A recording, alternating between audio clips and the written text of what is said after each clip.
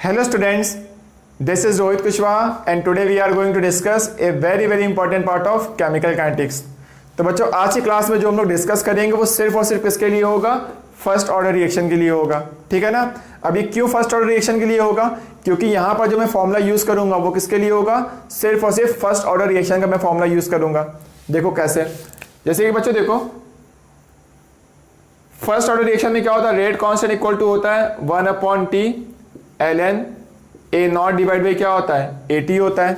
यानी ये बच्चों जो लिखा हुआ है A नॉट और AT, A नॉट क्या थी वहां पर इनिशियल कंसंट्रेशन थी रिएक्टेंट की, और AT क्या थी T टाइम पे कंसंट्रेशन थी रिएक्टेंट की। ठीक है, तो यहाँ पे देखो बच्चों रेशियो लिखा हुआ है। तो बच्चों देखो इस वाले पार्ट को सिर्फ देखो ध्यान से, यानी ये क्या था, कंसंट्रेशन का रेशियो लिखा हुआ है। ठीक है, और कंसंट्रेशन को प्रेशर के क्या होता है, डायरेक्टली प्रोपोर्शनल होता है। यानी कंसंट्रेशन को रेशियो को हम लोग प्रेशर के रेशियो में कन्वर्ट कर सकते हैं। अभी हम लोग आगे कन्वर्ट भी करेंगे। तो देखो बच्चों इसको हम लोग प्रेशर के रेशियो में भी लिख सकते हैं। कैसे लिख सकते हैं वो मैं आगे डिस्कस करूंगा। ठीक है, इसको बच्चों देखो कंसंट्रेशन का जो रेशियो होता है उसको तुम वॉल्यूम के रेशियो में भी कन्वर्ट कर सकते हो। कंसंट्रेशन क्योंकि क्या होती है, मोल पर लीटर होती है।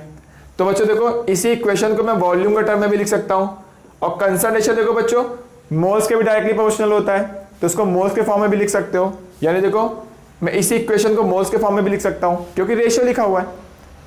ठीक है, देखो बच्चों इसी इक्वेशन को, इसी पार्ट को मैं वेट के फॉर्म में भी लिख सकता हूं। क्लियर है। तो बच्चों ये वाला फॉर्मूला मैं यूज करूंगा पूरे में, इसलिए मैं बोल रहा हूं ये फॉर्मूला किसका है, ये फॉर्मूला फर्स्ट ऑर्डर रिएक्शन का है। तो जो भी मैं पढ़ाने वाला हूं आज की क्लास में, पूरी क्लास में, वो सारी चीजें सिर्फ और सिर्फ किसके लिए होंगी, फर्स्ट ऑर्डर रिएक्शन के लिए होंगी। क्या मेरी बात समझ में आ रही है आप लोगों को? तो जल्दी से पहले आप इस पार्ट को नोट कर लीजिए। तो आप पहले इस पार्ट को नोट करिए, फिर मैं इन सब के बारे में एक 1 बाय 1 डिस्कस कर दूंगा। ठीक है,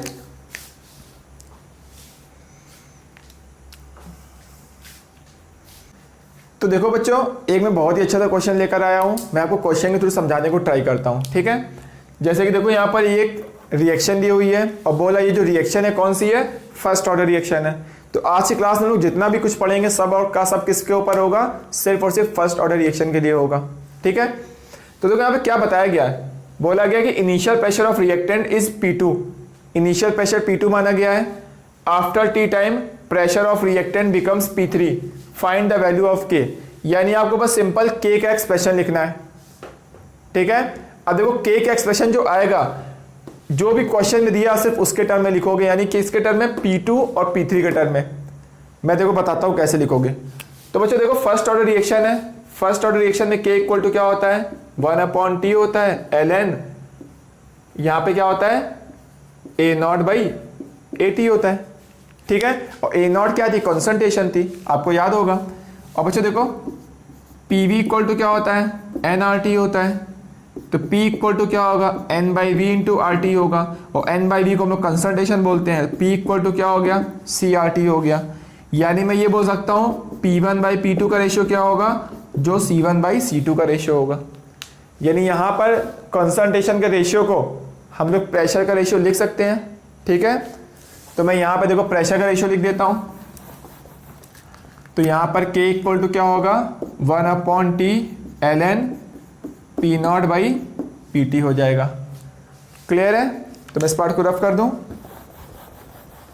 ठीक है, अब बच्चों देखो ये आपको जो क्वेश्चन दिया हुआ है ना, इसमें आपको 2 लाइनें हमेशा लिखनी है, जो कि मैं स्टार्ट से बताता आ रहा हूं आपको।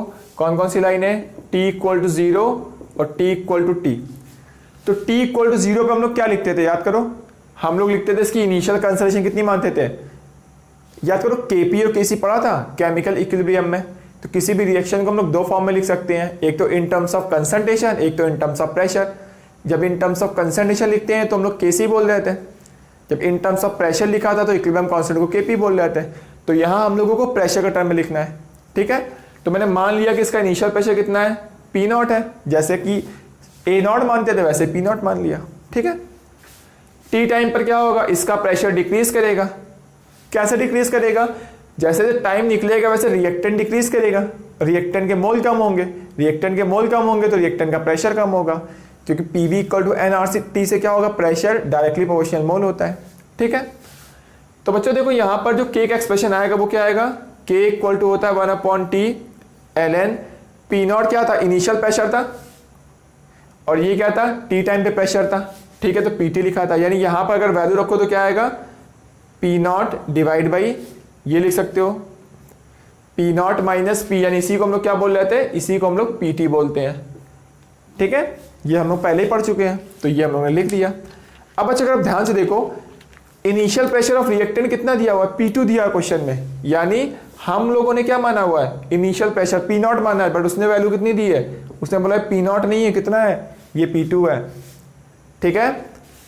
टी टाइम बाद प्रेशर ऑफ रिएक्टेंट कितना दिया, P3 दिया है, हम लोगों ने क्या माना टी टाइम बाद, PT माना है, जबकि उसने बोला PT नहीं है, वो कितना है, वो P3 है, ठीक है। यानी P नॉट की जगह P2 रखना है आपको, तो P नॉट की जगह मैंने क्या रख दिया, P2 रख दिया। अब देखो PT की जगह क्या रखना है, P3 रखना है, तो यहाँ मैंने क्या रख दिया, P3 रख दिया। तो ये आपका K का एक्सप्रेशन आ गया। और देखो जो K का एक्सप्रेशन आ रहा है किसके टर्म में आ रहा है, P2 और P3 के टर्म में ही आ रहा है। यानी जो इन्फॉर्मेशन आपको क्वेश्चन में दी जाएगी आपका उसी के टर्म में ही आंसर आना चाहिए, ठीक है। तो आप लोग जल्दी से इसको नोट कर लीजिए। तो ये तो आपको बहुत ही सिंपल क्वेश्चन लग रहा होगा। अब हम लोग थोड़ा थोड़ा डिफिकल्ट करते हैं क्वेश्चन को, तो थोड़ा थोड़ा कॉम्प्लेक्स बनाएंगे, फिर उसको सॉल्व करेंगे, और बहुत ही अच्छे अच्छे क्वेश्चन करने वाले हैं हम लोग। तो पहले आप इसको नोट कर लीजिए।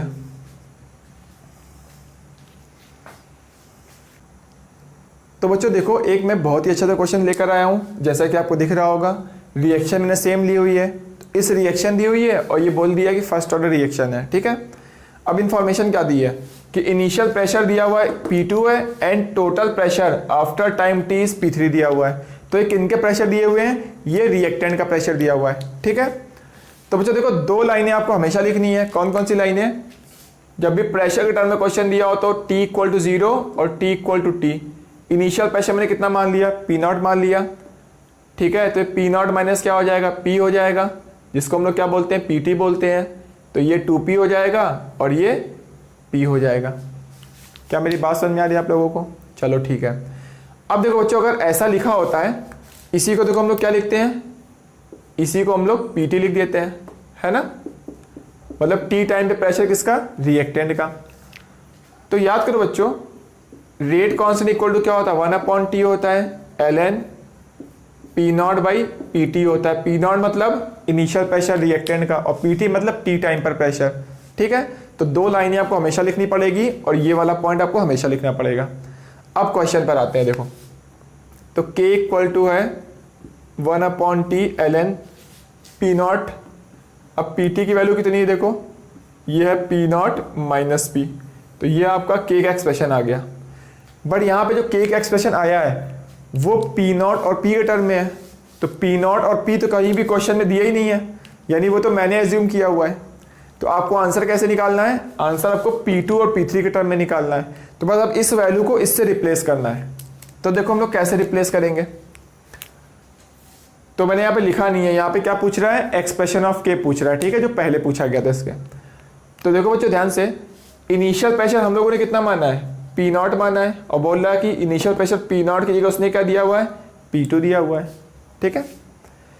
Total pressure after time T, तो बोल रहा है कि ये टोटल प्रेशर, तो टोटल प्रेशर कितना होगा, इन सबको जोड़ दो, तो जोड़ोगे तो क्या होगा, ये P कैंसिल हो जाएगा, तो P नॉट प्लस 2P आएगा। तो ये जो टोटल प्रेशर आएगा वो कितना आएगा, P नॉट प्लस 2P, ये हम लोगों का आएगा, है ना।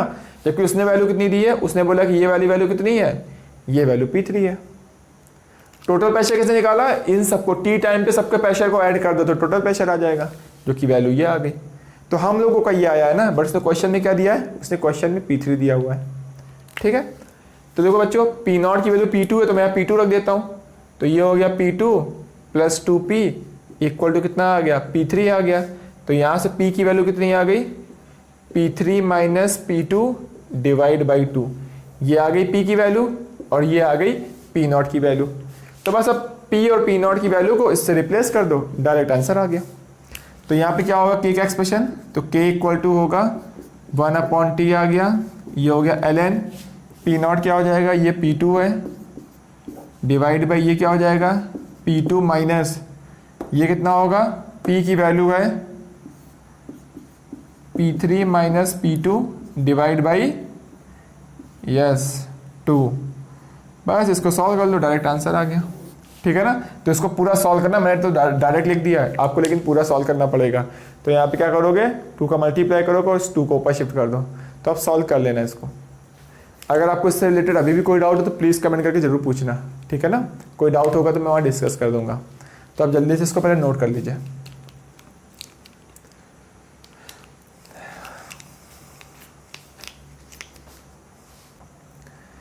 तो बच्चों देखो, एक और अच्छा सा क्वेश्चन हम लोग सॉल्व करते हैं। तो जैसा कि आपको दिख रहा होगा यहाँ पर बोर्ड पर, तो यहाँ पर फिर देखो सेम रिएक्शन दी हुई है और बोला ये रिएक्शन कौन सी है, फर्स्ट ऑर्डर रिएक्शन है। अब क्या बोल रहा है देखो, इनिशियल प्रेशर ऑफ ए, तो रिएक्टेंट का इनिशियल प्रेशर बोल रहा है P2 है, and partial pressure of B कितना दिया हुआ है, T टाइम पर P3 दिया हुआ है। फिर यहाँ पे क्या करना है, एक्सप्रेशन ऑफ K आपको लिखना है, ठीक है। तो बच्चों देखो वही सेम चीज़, आपको 2 लाइनें हमेशा लिखनी है, T = 0 और T = T।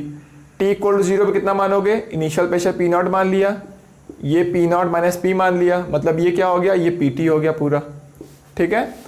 तो ये क्या हो जाएगा, जब ये देखो 1 मोल कम होगा तो 2 मोल बनेगा, और प्रेशर क्या होता है, मोल के डायरेक्टली पोर्शन होता है, यानी P कम होगा तो कितना बनेगा, ये 2P बनेगा, और ये 1 से 1 बनेगा, मतलब P से P बन जाएगा, ठीक है। अब देखो बच्चों, K का एक्सप्रेशन कैसे लिखते हैं, K = होता है 1/T ln रिएक्टेंट का इनिशियल प्रेशर और T टाइम पे प्रेशर, यानी मैं लिख सकता हूँ K, इसी को मैं चेंज कर सकता हूँ, PT की वैल्यू डायरेक्ट मैं लिख देता हूँ। तो PT की वैल्यू कितनी है, यह P0 - P हो गया, ठीक है। तो चाहे तुम PT लिख दो चाहे P0 - P लिख दो, दोनों मतलब सेम ही है। अब देखो बोल क्या रहा है, initial pressure of A is P2। हम लोगों ने इनिशियल प्रेशर कितना माना है, P0 माना है। तो उससे देखो क्वेश्चन में गिवन क्या क्या है, तो गिवन है कि हम लोगों ने जो P0 माना है वो बोला कि P0 नहीं लेना है, तुम्हें कितना लेना है, तुम्हें P2 लेना है, ठीक है। अब बोला है partial pressure of B at time T, तो B का जो पार्शियल प्रेशर है हम लोग का कितना आ रहा है, 2P आ रहा है। तो पार्शियल प्रेशर ऑफ B कितना आएगा, ये 2P आ रहा है हम लोगों का। अब बोला ये तुम्हें कितना लेना है, ये P3 लेना है, मतलब इस वैल्यू क्या ले लो, ये P3 ले लो। तो यहाँ से देखो P की वैल्यू कितनी आएगी, ये आएगा P3 / 2। तो देखो P की वैल्यू आ गई और ये P0 की वैल्यू भी आ गई, है ना। तो दोनों वैल्यू उठा के यहाँ पे पुट कर दो, सीधा आंसर आ गया। तो देखो बच्चों, K = क्या होगा, 1/T होगा ln, ये हो गया P2 / क्या होगा, P2 है P0 की वैल्यू, और ये कितना है P3/2, तो ये हो गया P3 / 2। अगर तुम इसको और सॉल्व करोगे तो इसका देखो आंसर क्या आएगा, ये आएगा ln, ये नीचे आ जाएगा 2P2 - P3, और ये आ गया 2P2। तो ये आ गया किसका, K का एक्सप्रेशन आ गया, ठीक है। तो आपसे ऐसे टाइप के बहुत सारे क्वेश्चन पूछे जाएंगे। तो आपको अगर अभी भी इससे रिलेटेड कोई डाउट है तो आप कमेंट करके पूछ सकते हो मुझसे। तो जल्दी से आप लोग इसको नोट कर लीजिए।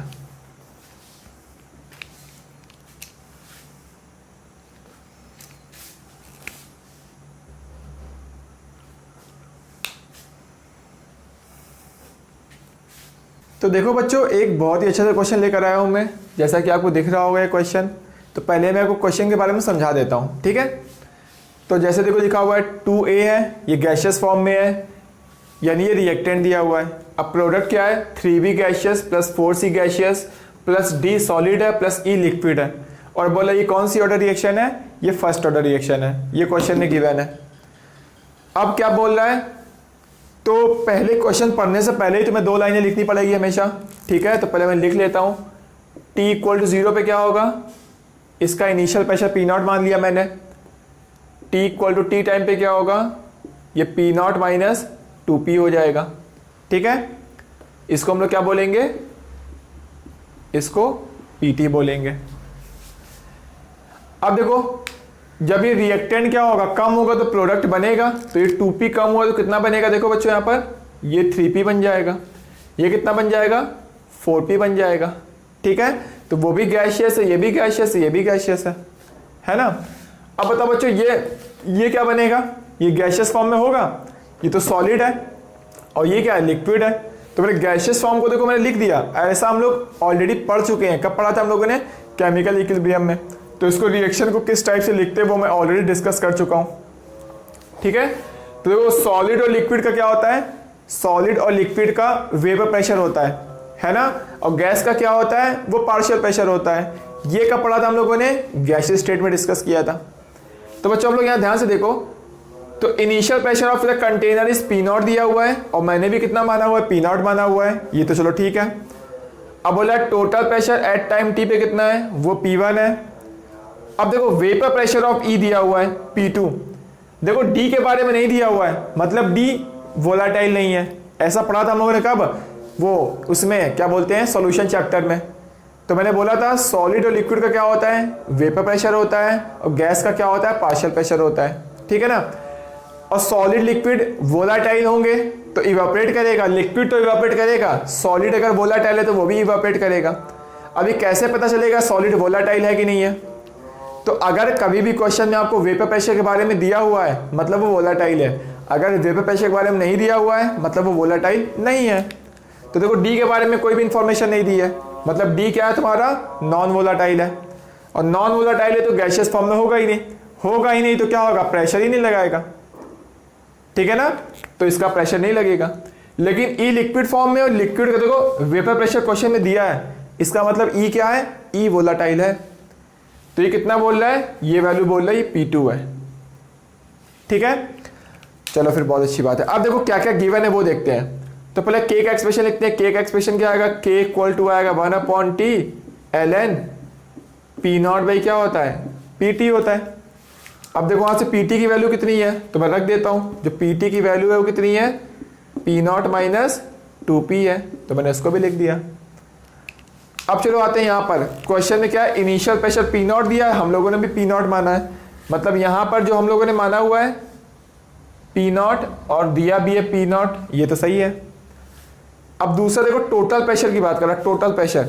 तो ध्यान से देखो जो टोटल प्रेशर की वैल्यू आएगी कितनी है, कि टोटल मतलब सबको जोड़ दो, तो ये क्या है P0 माइनस 2P है, और यानी ये वैल्यू आएगी P0, ये माइनस 2P है, ये प्लस 3P है, तो एक P बचेगा, तो 3P और एक ये 4P, 7P से माइनस 2P जा कितना बचेगा, बचेगा 5P, और ये क्या हो गया प्लस P2, ये तो जीरो हो गया, इसका मतलब ये जीरो लिखा हुआ है, ठीक है ना, तो इतना लिख दिया।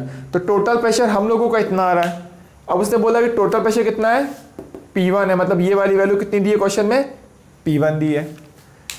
तो बच्चों देखो P0 तो हम लोगों ने सेम लिया था, उसमें कोई दिक्कत नहीं है, लेकिन यहाँ पे तो इस P की वैल्यू हटानी पड़ेगी। अब P की वैल्यू यहाँ से निकालो, तो यहाँ से देखो P की वैल्यू कितनी आएगी, तो P इक्वल टू आएगा P1 minus P2 minus P0 divide by 5 आएगा, है ना। तो P1 minus P2 minus P0 divide by 5। अब इसको उठा के यहाँ पे पुट कर दो, सीधे आंसर आ गया। तो K इक्वल टू क्या होगा, 1/T ln हो गया, है ना। तो यहाँ पर आएगा वैल्यू, ये है P0, P क्वेश्चन में दिया हुआ है, ये भी P0 दिया हुआ है, बस यहाँ पे तुम्हें रखना है। तो यहाँ पे क्या रखोगे, P1 minus P2 minus P0, तो P1 minus P2 minus P0 divide by 5 हो गया, है ना। उसको मैं ब्रैकेट क्लोज कर दे रहा हूँ। तो ये किसका एक्सप्रेशन हो गया, के का एक्सप्रेशन हो गया, और हम लोगों को यही लिखना था क्वेश्चन में, ठीक है। तो आप जल्दी से इसको नोट कर लीजिए, और इसको हाँ कैलकुलेशन करके पूरा सॉल्व कर लेना, मैंने पूरा नहीं सॉल्व किया, तो पूरा सॉल्व करोगे और ऐसे ही एक ऑप्शन दिया होगा आपको, तो ऑप्शन में टिक कर दोगे, आ जाएगा आंसर आपका। तो जल्दी से नोट करिए आप इसको, और इससे रिलेटेड अगर अभी भी आपको कोई डाउट है तो प्लीज़ कमेंट करके पूछ लेना।